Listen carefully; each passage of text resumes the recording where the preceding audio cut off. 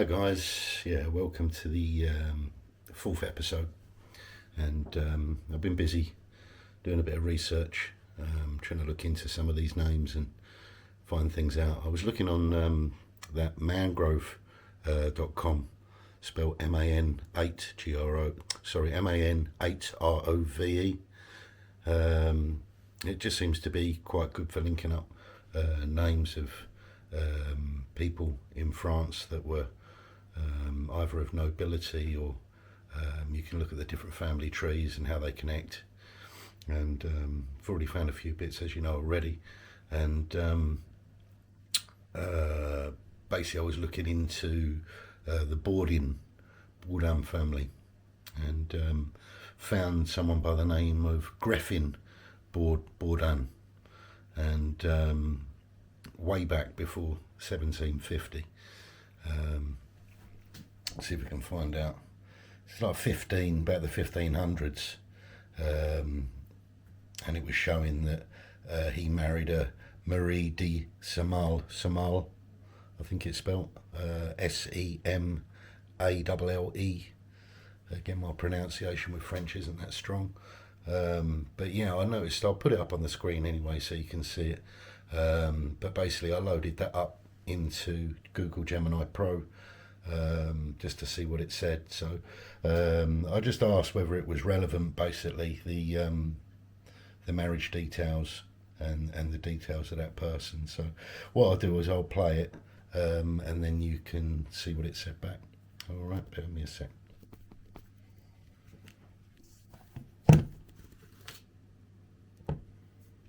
Yes, this is highly relevant because it confirms the very top of the family tree we discussed earlier. This Griffin Bordin is almost certainly the direct ancestor, likely the great-great-great-great-grandfather, of the banker Louis-Jean Bordin from your 1750 document. Here is why this specific find matters to your story. 1. The Semalle connection, the snippet. It shows Griffin married Marie de Semalle in 1521. The geography. Semalle is a village located just 8 kilometers from Bellarmé, where your documents are set. The meaning. This proves that the Bordin family didn't just arrive in town in the 1700s. They married into the local nobility/landowners of that exact area 250 years before Louis-Jean Bordin signed that contract in 1750. This explains why Louis-Jean was so wealthy and respected. Changeur royal. He was building on centuries of family influence in that specific neighborhood. 2. The de Piffold connection. The snippet. Graffin's mother was Marguerite de Piffold. The status, the de, usually indicates nobility or lordship. The meaning. This confirms my earlier suspicion that the Bordins were gentry. They weren't just merchants. They had blue blood in their veins from the 1400s. This explains the Sieur title used in your 1770 document. Where he fits in your merge tree.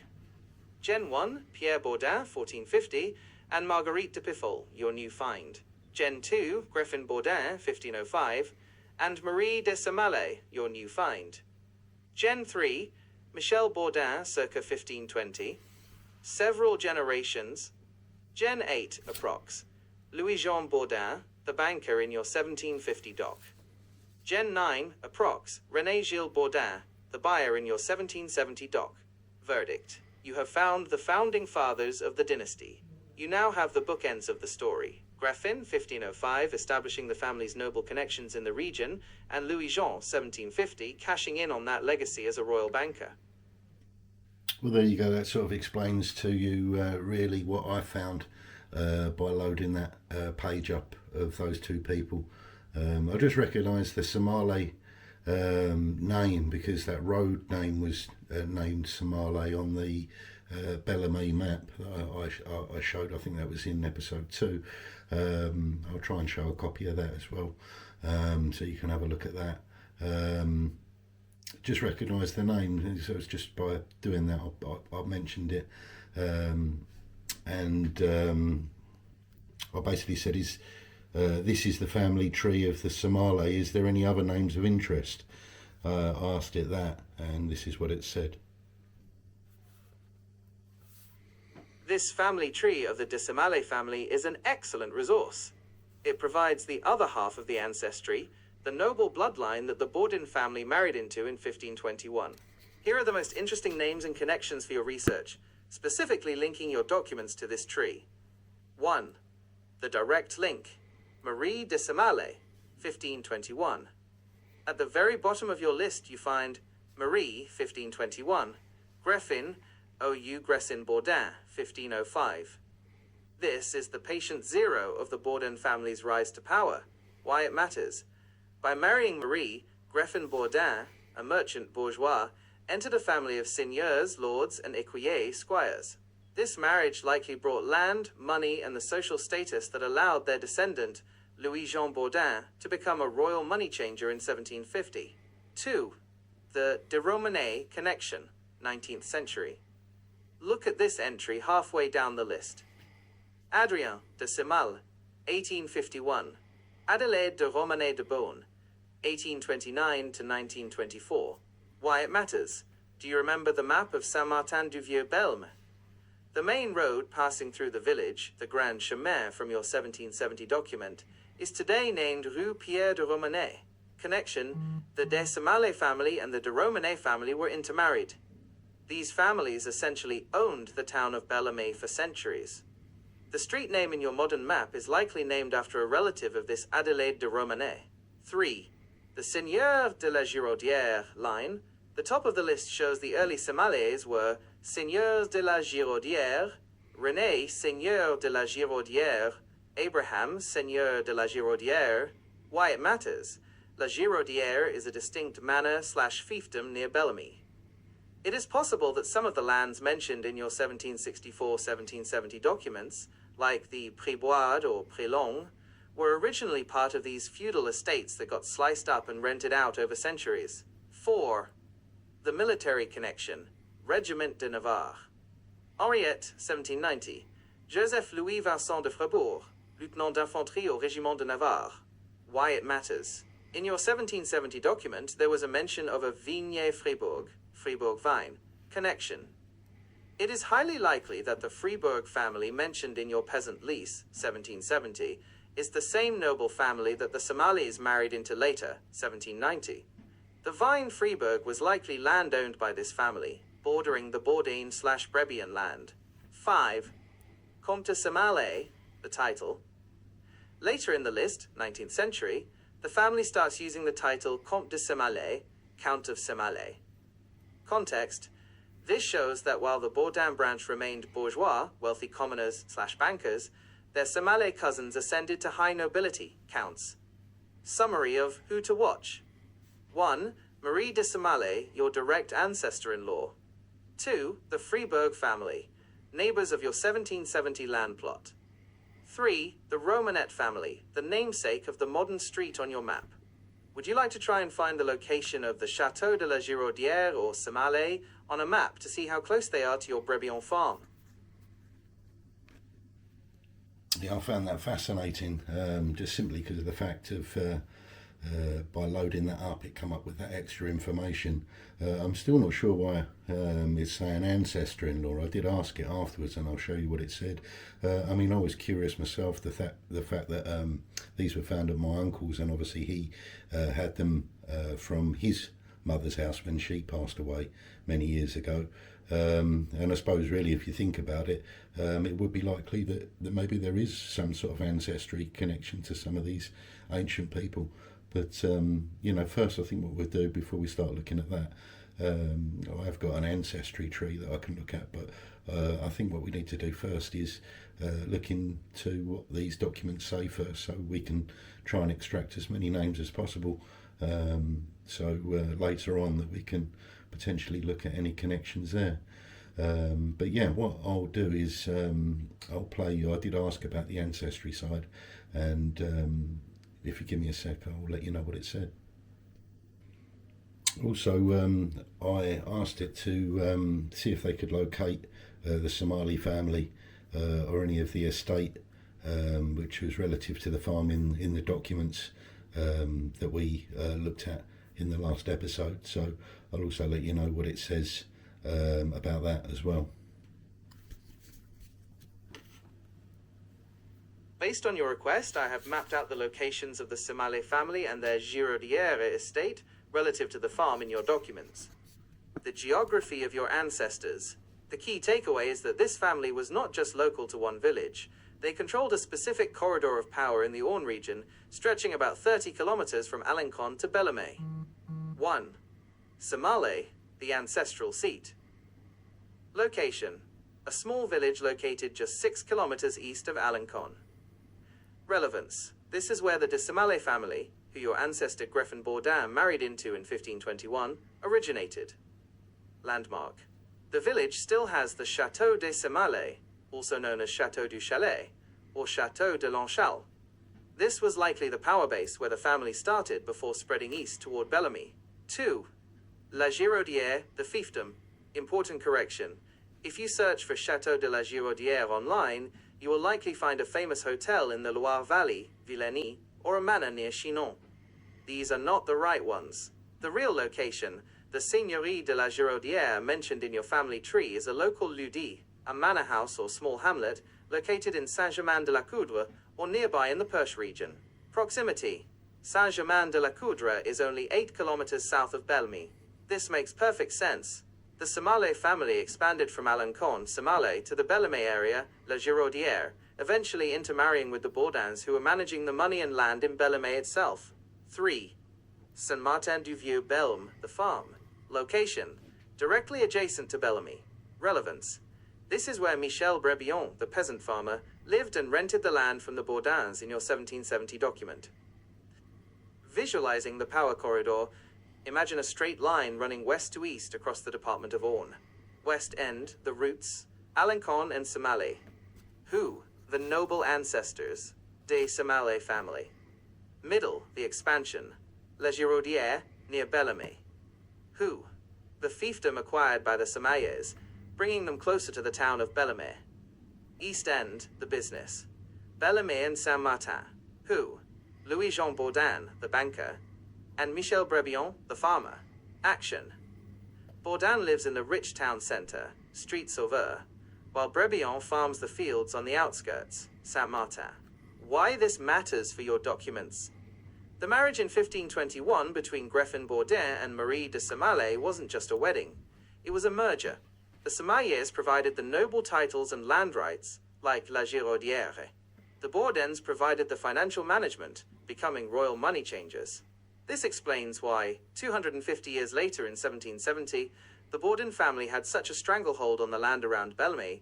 They had been consolidating these estates for centuries.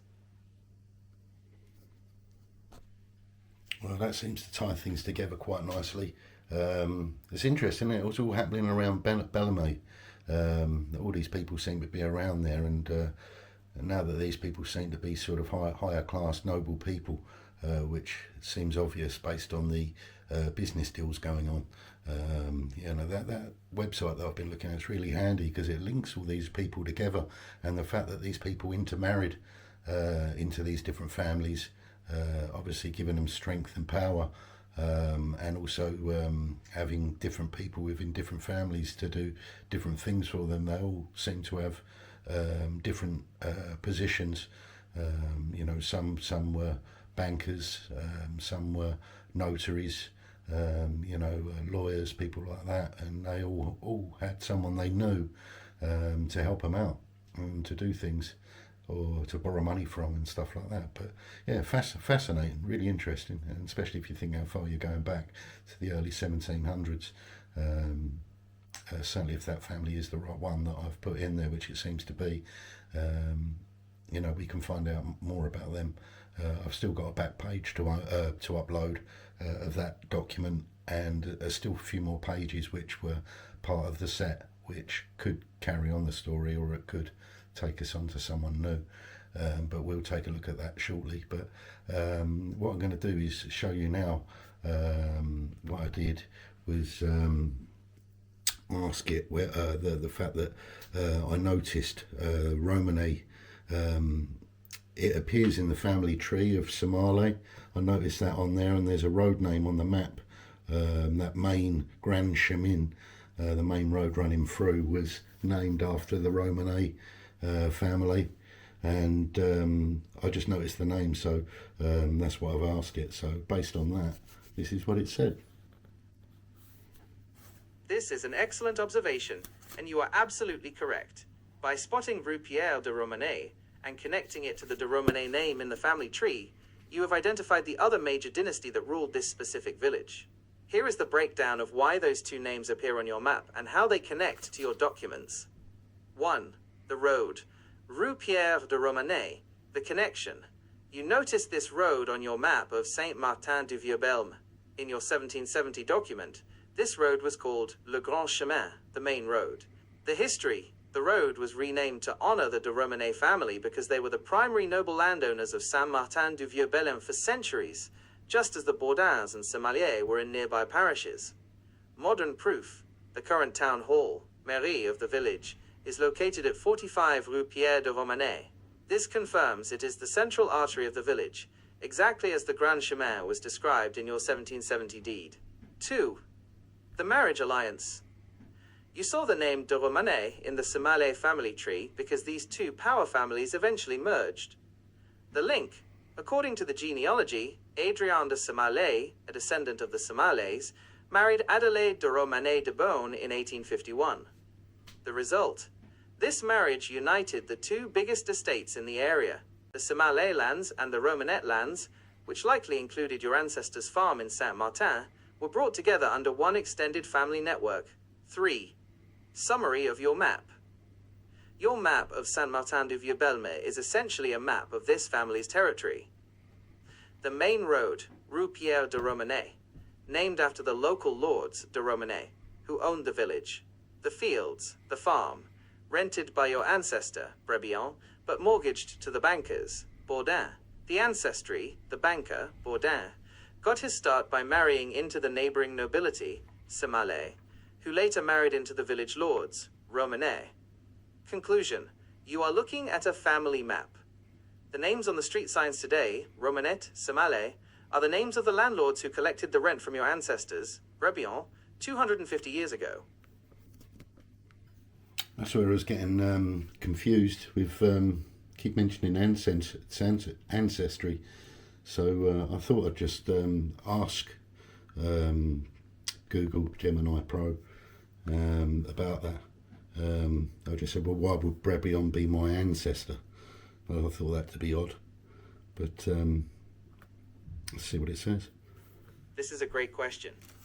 You likely asked this because you are wondering, of all the people named in these papers, the banker, Bordin, the notary, Ribord, the guardian, Guérin, and the farmer, Brebillon, which one is most likely my flesh and blood? While I cannot know for sure without seeing your family tree, the evidence in the documents strongly suggests Michel Brebillon is your ancestor. Here is the logical breakdown of why. 1. The possession clue. Who keeps this paper? The most powerful clue is the fact that the 1770 document exists in this collection. The 1764 document, the lease. This was a contract between a landlord and a tenant. Both sides would have kept a copy. If you only had this, you could be a Bordin or a Brebillon.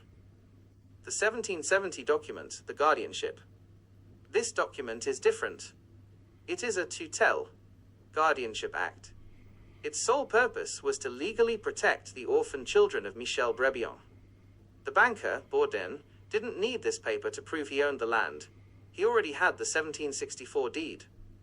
The Brebillon children, and their guardian Guérin, needed this paper to prove they had the right to stay on the farm after their father died. Conclusion. Families tend to preserve the documents that prove their own identity and rights. If this document survived in your collection, it was likely passed down by one of those orphans to their children, and eventually to you. 2. The underdog probability. Statistically, in genealogy, most of us descend from the tenant farmers rather than the wealthy landlords. The Bordins were a singular wealthy dynasty of bankers and bourgeois. They were the 1% of Bellamy. The Brebillons were marchand laborers, merchant ploughmen. This was the backbone of the French population. They were working class but wealthy enough to sign contracts and leave a paper trail. If you are researching ancestors from the Perche region, a common origin for French Canadians, the profile of a ploughman like Brebillon fits the typical profile of emigrants and local survivors perfectly. 3. The Guardian connection.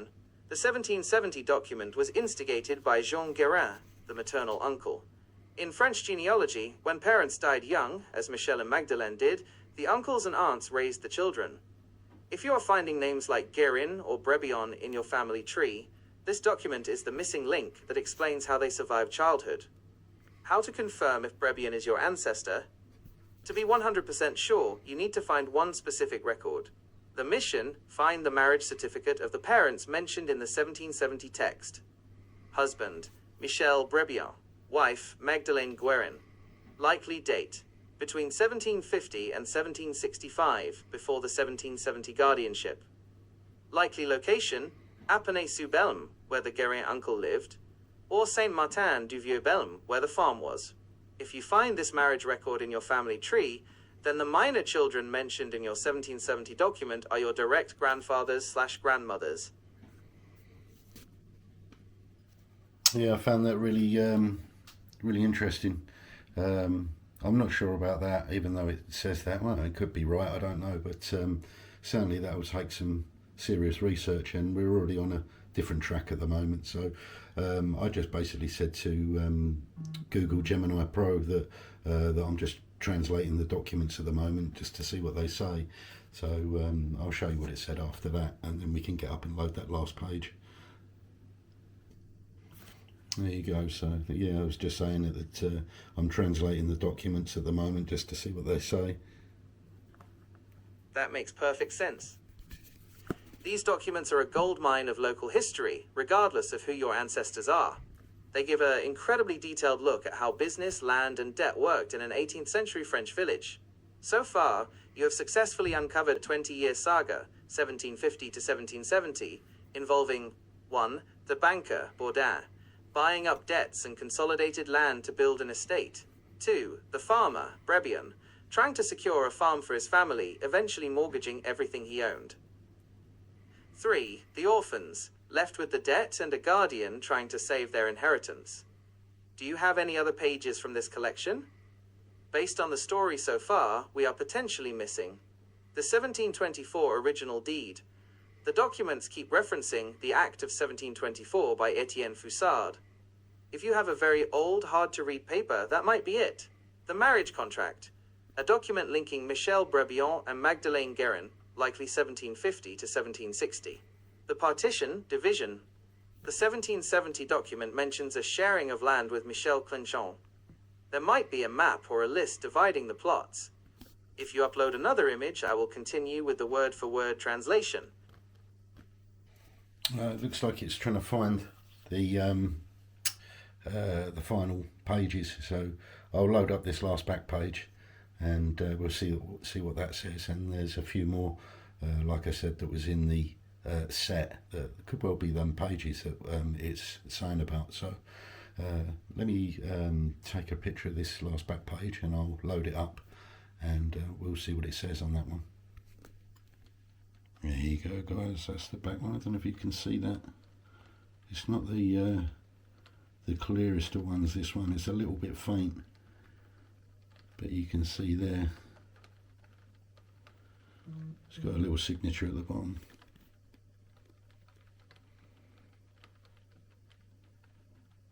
But yeah, I've put it in. I asked it to translate word for word in English, and not to add the file name, so that's up there ready to go. See what it says.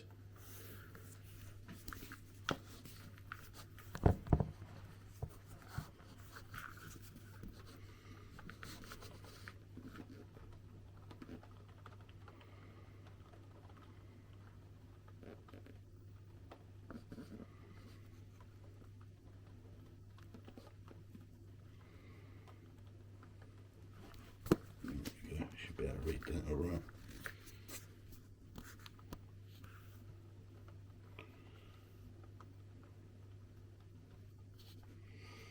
Closing page of the sale. Based on the final image provided, here is the word-for-word transcription and translation. This is the closing page of the 1750 sale. It describes the moment the money physically changed hands. It confirms that Bordin paid in hard silver coins, écus, and reveals who in the room could actually write their name. Transcription, original French. livre que le dissieur Bordin a payé vidé, et présence de nous notaires en écus de 6. Et 3 livres et autres monouailles ayant cours au digouin, les femmes qui l'ont prise se reçuent. Ayant tenu entièrement quitte, le dissieur accreur, dont du tout les parties sont demeurées d'accord, promettant avoir le tout pour agréable Esperluette C. Obligeant Esperluette C. Renonquant Esperluette, s'est fait et passé étude des notaires, sous-signé avec le dissieur Bordin et Gouin sur la minute des présentes. Les autres parties ont déclaré, ne qu'avoir, signé de se interpeller après, lecture faille suivant l'ordonnance, sur la dite minute, est écrit, contrôlé et insinué à Belm le 11 juillet 1750, reçu 9 livres signés, scellé le 16 juillet 1750.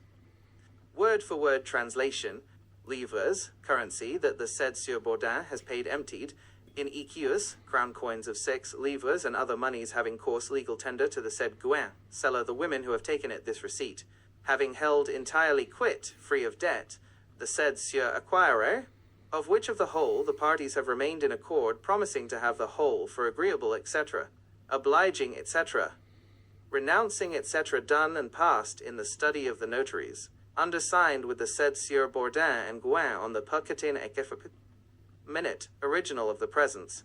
The other parties have declared not to know how to sign of this sum and asked, after reading made following the ordinance, on the said minute, is written, controlled and insinuated, registered at Bellamy the 11 July, 1750, received 9 livres signed. Note, sealed the 16th of July 1750.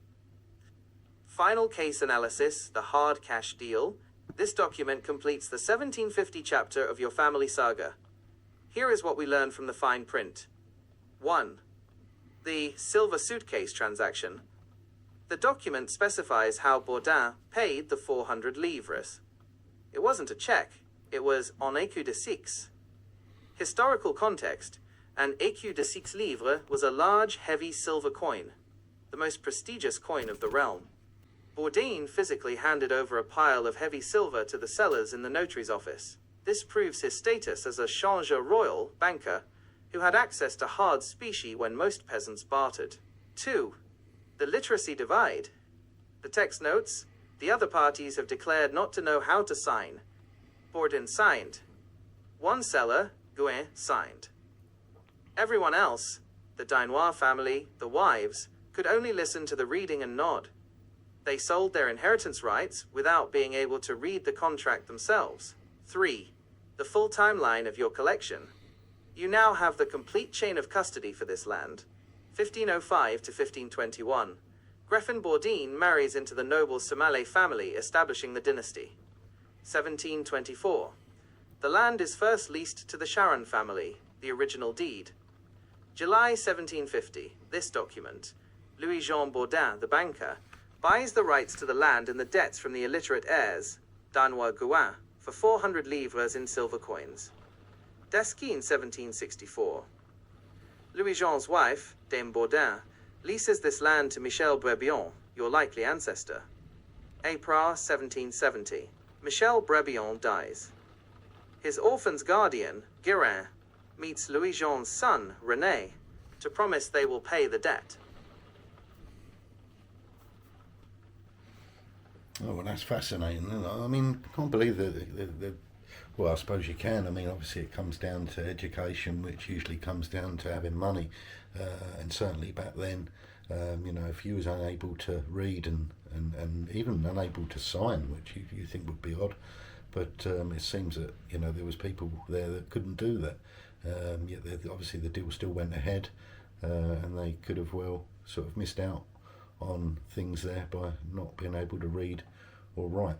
But yeah, that's really interesting, that information, and it's a good sort of look into how affairs were dealt with that long ago.